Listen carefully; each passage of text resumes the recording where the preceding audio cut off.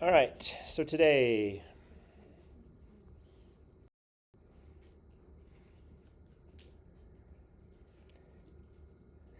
we've got chords. It's the last section that we're going to have prior to an assessment. We'll do notes today. Tomorrow will be a worksheet on 10.3 on chords. And then Wednesday will be review day. And then we'll have the assessment on Thursday. As of right now, I'm not going to be here on Thursday. That might change. I've got an appointment. It might change, but we'll see. Probably won't be here. So chords is what we have today. So let's start out with just a little bit of a review from last week. What I want you to do is just go ahead and give you about 30 seconds here. That's about all that should take. To go in there and match the line segments with the correct term. So DC is the what, line QP is a segment, chord, or secant, tangent, or chord. Just go ahead and match those up real quick with those. Just give you a few seconds to do that.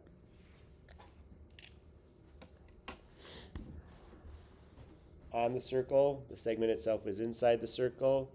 That is called a, which one? A chord. That's a chord. See, that's what we're going to concentrate on talking about today, are chords. So that one's a chord. QP is this one. It's a line that intersects our circle in exactly one point. That's called a tangent. That one's A. That's a tangent. The difference between secants and tangents, obviously, the last one's a secant. The difference between a secant and a tangent is a tangent line only intersects at once. Remember, we called that point the point of tangency. With a secant line goes through the circle and intersects the circle inside of it in two spots. So that's the difference between a secant and a tangent. Okay, so a chord is kind of both of them, really.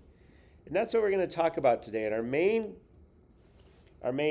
objective for today is to look at the properties that chord creates if we have a diameter that's accorded to it, and then look at some problems associated with the theorem that we're about to look at. So if you turn the page, we've got one of these theorems again that we talked about the other day that confuses the heck out of us, but when we talk about it kind of makes sense. So our theorem today and its converse. Theorem says if a diameter is perpendicular to a chord, so this dotted line CD, that's a diameter. The diameter is just a chord that goes through the center.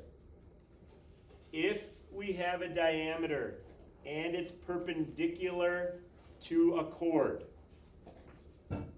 so the diameter and the chord have to be perpendicular to each other. As long as you have a diameter and a chord that's perpendicular to each other, then that chord is bisected. It's broken into two congruent pieces. So that simply means that these two pieces, so here's our diameter, here's our chord. They're perpendicular to each other. When that happens, it means that the distance from A to E is congruent to the distance from E to B. They are going to be the same measure, but it only works if the diagonal bisects the chord. And it doesn't matter where it happens. I could take this one and extend it, and if I drew a chord from here to here, if this angle is 90 degrees, then these two have to bisect each other, meaning they have to be the same. So if this is 10, this is 10. If this is 20, this is 20. If this is X, this is X. If this is smiley face, this is smiley face. It doesn't matter. They have the same measure because they're congruent to each other. Okay, so our first part today is going to be, okay, let's find those. This is a diameter, that's a chord, they're perpendicular. Let's find those lengths. And looking at different things that we have to do with that. The second part of it is the converse of it. The converse says if a diameter bisects a chord, then they're perpendicular to each other. So it flips it around and you just ask a different question. Okay? That says if this and this are perpendicular, then those have to be congruent. So it's kind of proving that it bisects it. So we have two directions we're going to go with it today. I'm just going to look at a bunch of problems now that kind of reiterate this theorem. So let's look at the first one. First one's pretty straightforward. First one says find the length of the segment indicated, round to the nearest tenth if necessary. So if we look at this one, it's pretty straightforward. We've got a radius this time, but that's okay. It's kind of like a diameter, just like a diameter. I mean, we could just extend it. Now it's a diameter. It's perpendicular to this chord. So because it's perpendicular to the chord, what's x equal to in this case? They have to be congruent to each other. So x is equal to 11. And that's our solution. They have to be congruent to each other.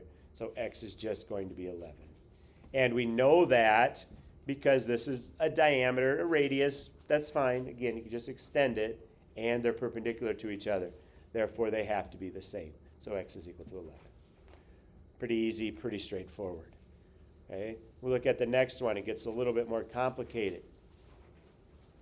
And these are the way that these problems are going to go. If I sat here and always asked you to do problems like that, really, it took 4 seconds to do that. Not much thinking involved, really. But when you start getting into problems like this second one, we need to find the value of x. It kind of changes things up just a little bit with how these are done. Okay? So, if we notice, we've got something that's perpendicular there, and we've got a radius there. It's asking us just to find this length right here. And we know this length right here is 9.3. Other things that it gives us that this length is 14.4. So if this length is 14.4, what's this length right here? 14.4. This length right here has to be 14.4 because here's our radius or diameter, and it's perpendicular. So I know that has to be 14.4. Has that helped us find this yet? Not yet. What do you suppose this 31.4 represents? Does it represent the diameter, do you think, or the radius? Which one do you think that is? Do you think that that's the whole thing, or do you think that's half the thing? Yep, this is the whole thing. So if this is the whole diameter, can I find this part right here? Do we need what we talked about the other day, yesterday, or just a couple seconds ago, or can we just do that from what we know about radius and diameter?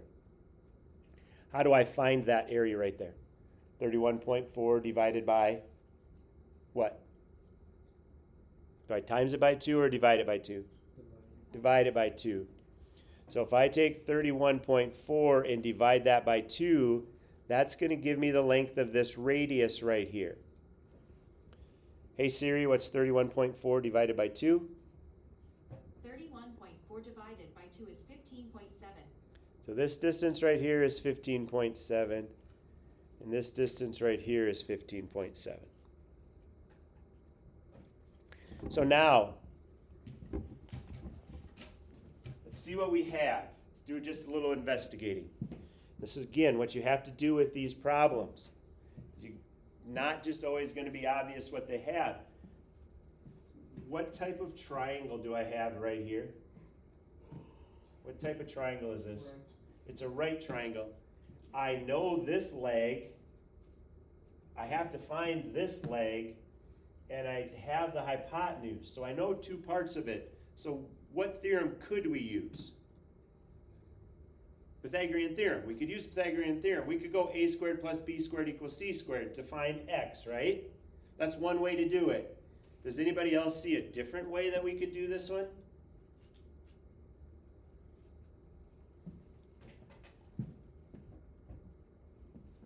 Anybody else see a different way that we could, because the Pythagorean theorem would work. We could go 14.4 squared plus x squared equals 15.7 squared. And we could do all of that. It's ugly math.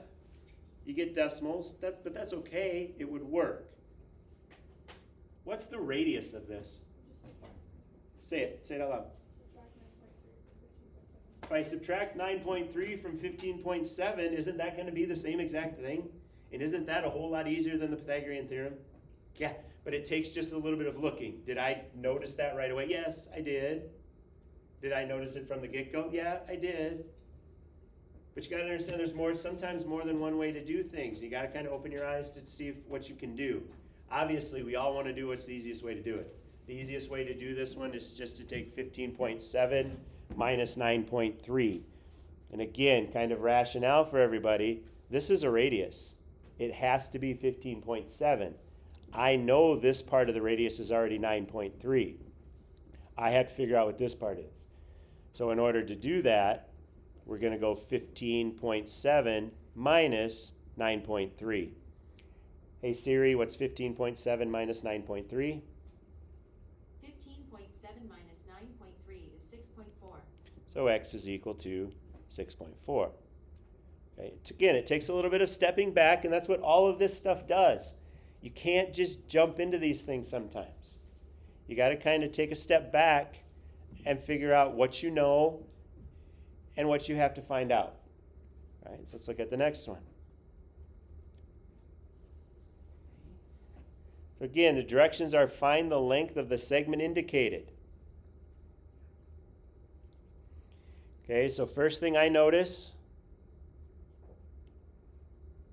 is I notice that I have a radius that's perpendicular to a chord. So if this length is 9.2, this length also has to be 9.2.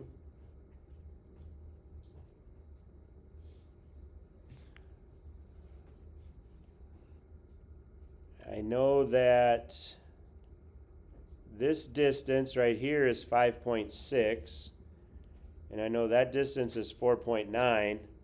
If I put them together, what do I have? I have the radius. Very good. I have the radius. So if I add those together, I have the radius. And if I look what I need the diameter.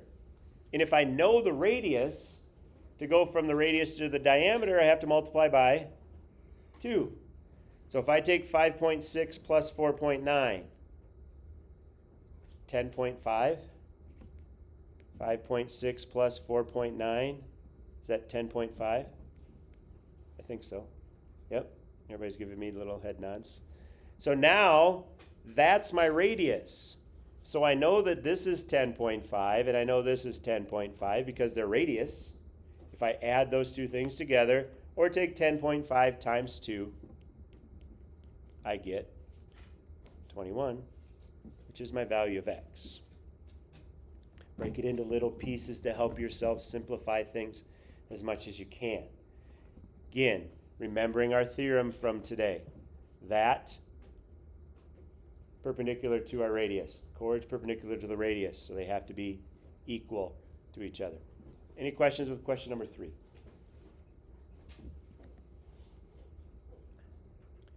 All right, now question number 4. Again, says find the length of the segment indicated. Okay, so now what's going on in my brain? Got things a little different maybe. I've got this and this are perpendicular to each other. So I can find this. Is it going to help me by knowing this part right here? I don't think it's going to, but I know that's 7. I have to find this radius. 5.9 is that distance. 7 right there is that distance. Anybody see what we have to do? Pythagorean theorem, very good. I know this is 5.9. I know this is 7. That's the hypotenuse of my right triangle. So if I go leg squared, 5.9 squared, plus the other leg squared, that has to equal my hypotenuse squared, which in this case is my radius. Hey Siri, what's 5.9 squared? 5.9 squared is 34.81. So that's 34.81. 7 squared is 49. Hey Siri, what's 34.81 plus 49? 34.81 plus 49 is 83.81. So 83.81 is equal to x squared. Take the square root. Hey Siri, what's the square root of 83.81? The square root of 83.81 is approximately 9.1547. So 9.2 is our radius. Hey Lance. So there's our answer, 9.2. But again, it's going back about what you know and what you can prove. Any questions with that one? Okay, my guesses are going to get a little harder. Maybe not. Find the length of the segment indicated. Round your answer to the nearest tenth. So again, I'm stepping back and figuring out what I know. I mean, hopefully everybody can kind of see what's going on with this one. We've got these two are perpendicular to each other. So what does that make this length? That makes that length 10.3. I didn't mean to do it in that style. I meant to do it actually writing that down as 10.3. Well, again, what type of triangle do I have right now? Right triangle, so we're going to use the Pythagorean theorem. So Pythagorean theorem says leg squared plus leg squared equals hypotenuse squared. Which ones are my legs? 10.3 and x. So x squared plus 10.3 squared has to be 11.3 squared. And then you ask Siri, hey Siri, what's 10.3 squared? Hey Siri, what's 10.3 squared? 10.3 squared is approximately 106.09. 106.09 is equal to, hey Siri, what's 11.3 squared? 11.3 squared is approximately 127.69. Okay.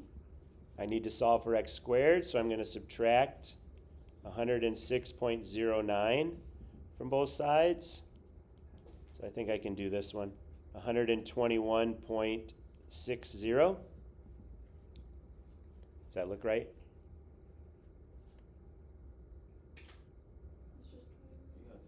It's not 100. See, just making sure everybody's paying attention. 21.60. Just making sure everybody's paying attention. That's all that was. Hey Siri, what's the square root of 21.6? Hey, what is it? Thank you, Siri. 4.6. Everybody agree? 4.6. Again, working yourselves around them. Questions with that one?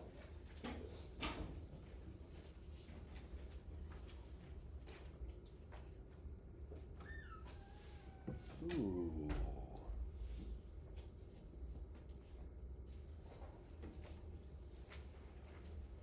Anybody have any thoughts on this one? A little more complicated.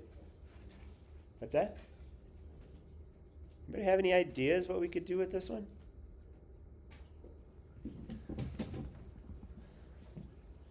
I know this is 11.2.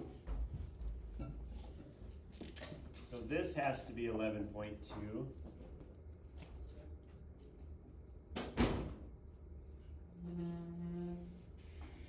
Any ideas?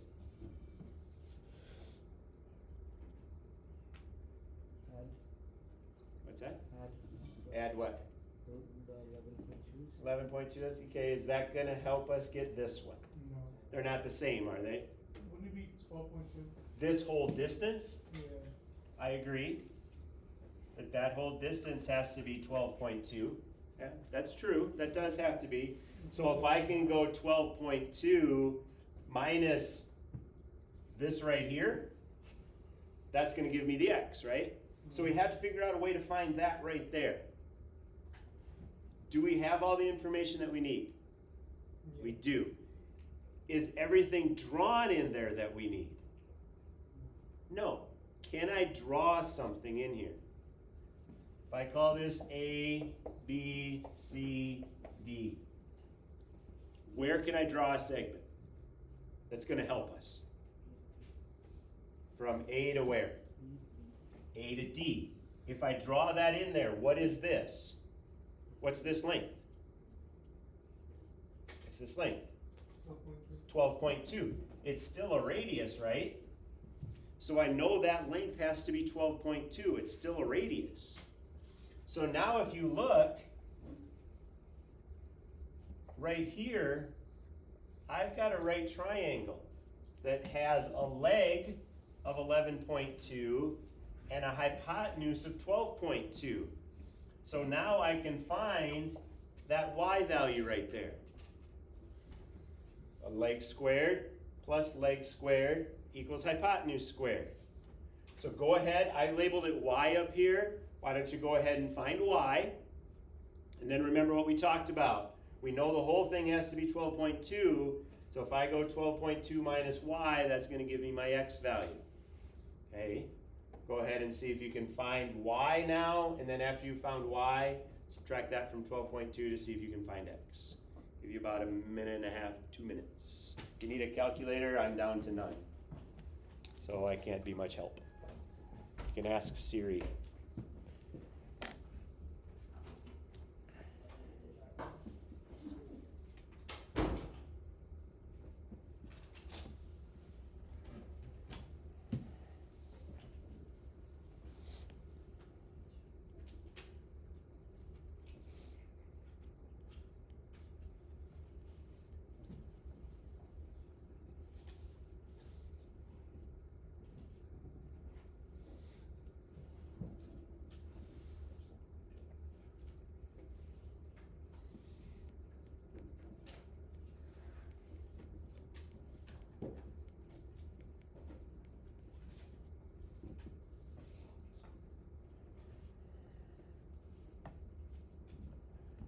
Hey Siri, what's 11.2 squared?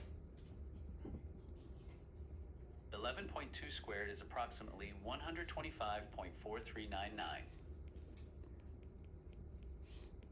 Hey Siri, what's 12.2 squared? 12.2 squared is approximately 148.8399.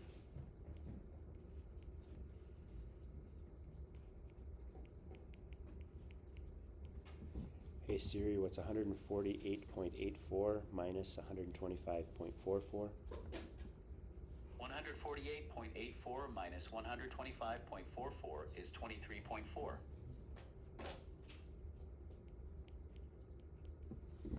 Hey Siri, what's the square root of 23.4?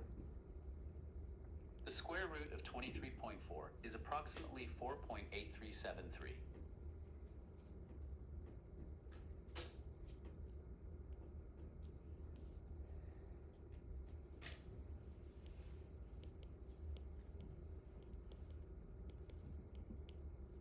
Hey Siri, what's 12.2 minus 4.8? 4.2 minus 4.8 is negative 0.6. What is it? 7.4? How'd you do? Everybody do okay? It's very important when you're doing problems like this that you kind of, again, take that step back a little bit to try to figure out what you have and how you can get to where you need to be. These are complex questions sometimes, but if you take your time and work through them, everything seems to work out in the end.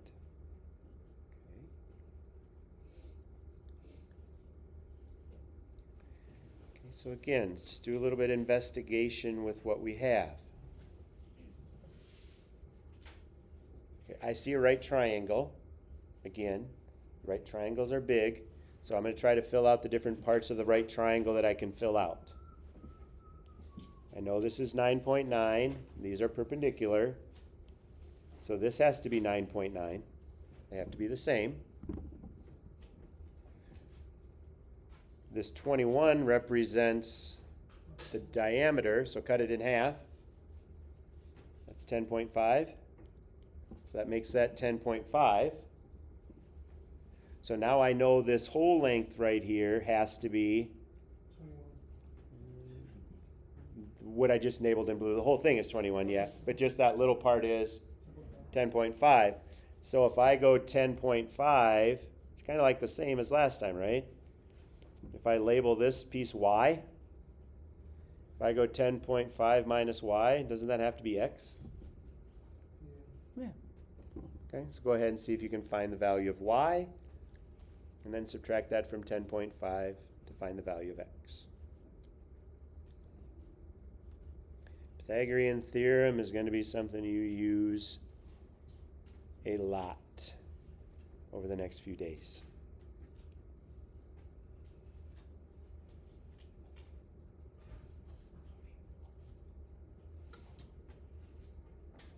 Oh, geez, all that other handwriting's on the wall, isn't it?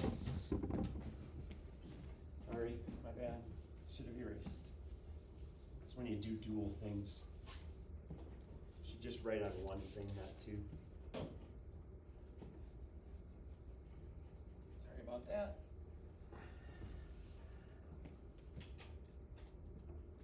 Own it.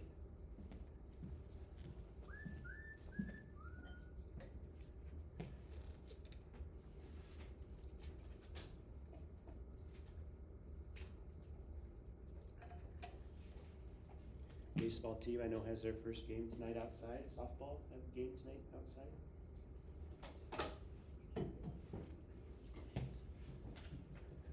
Baseball's playing at River. I play at River. Softball plays out at that park, or maybe in Winona.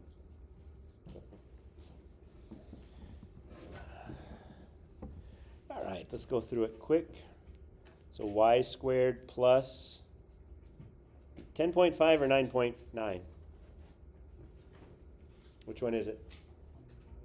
9.9 squared equals 10.5 squared. Hey Siri, what's 9.9 squared? 9.9 squared is 98.01. We did this one. I don't remember what it was. What's 10.5 squared? What is it? 110.25. 110.25. Subtract 98.01. What is it? 12.24. So that's y squared.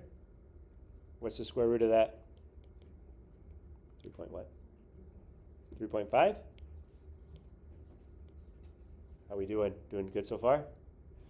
And now we're just, oh nice, I can do this one in my head. 10.5 minus 3.5, that is just 7. There's our solution. Okay. So the big part of today, and I think that was the last one, right? So the big part of today is being able to find these different things, given the fact that your chord and your diameter or radius are perpendicular to each other. Okay? Today was just a notes day. Tomorrow, we'll just do a couple more examples tomorrow, and then the rest of tomorrow will be a work day. Get ready for the test that's going to be on Thursday.